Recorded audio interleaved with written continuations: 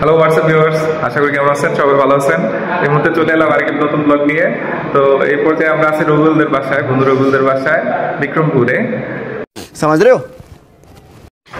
আজকে আমরা মূলত রবিউলদের বাসায় এসেছি গেট টুগেদার পালনের জন্য, কারণ আমাদের মধ্যে 3 জন বন্ধুর গ্র্যাজুয়েশন সম্পন্ন হয়েছে, তাই আমরা অনেকদিন পর দেখা সাক্ষাৎ হলো। এই ধারাবাহিকতায় কিছু খাবার রান্না বান্না করে তার একত্রে খাবো। এরপরই ধারাবাহিকতায় বন্ধু সূর্য চিকেন নুডলস রান্না করছে, হেল্প করছে রবিন। বন্ধুরা মিলে কোনো কিছু করার মজাই আলাদা। এরই ধারাবাহিকতায় আমিও তাদের কাজে হাত লাগালাম, সাহায্য করতে লাগলাম। ইতিমধ্যে আমাদের নুডলস তৈরি হয়ে গেছে।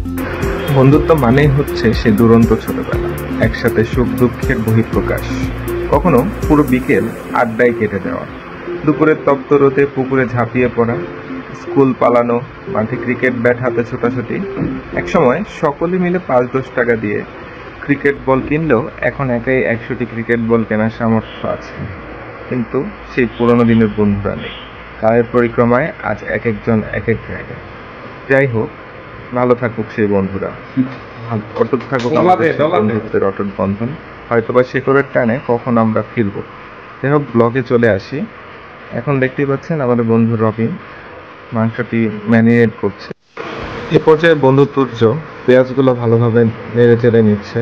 এর পরবর্তীতে আমরা খিচুড়ি রান্না করব। খিচুড়ি রান্নার উপকরণ হিসেবে বাকি জোগাড় যন্ত্র করছেন বন্ধু রবিউল। পেঁয়াজগুলো ভালোভাবে ভাজা শেষে বন্ধু তুর্য একটি হাঁড়ি নিয়ে আসে। হাঁড়ির মধ্যে চাল, ডাল এবং অন্যান্য উপকরণ, মাংস সহকারে, আলু সহকারে সকল যে উপকরণগুলো আছে সেগুলো দিচ্ছে।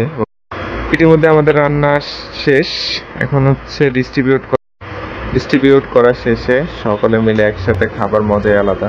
জানি না আবার কবে হবে। যে যেখানে থাকুক ভালো থাকুক সকল বন্ধুরা। আমাদের বন্ধুত্ব অম্লান হোক, চিরক্ষয় হোক। একে আমাদের থ্যাংকস।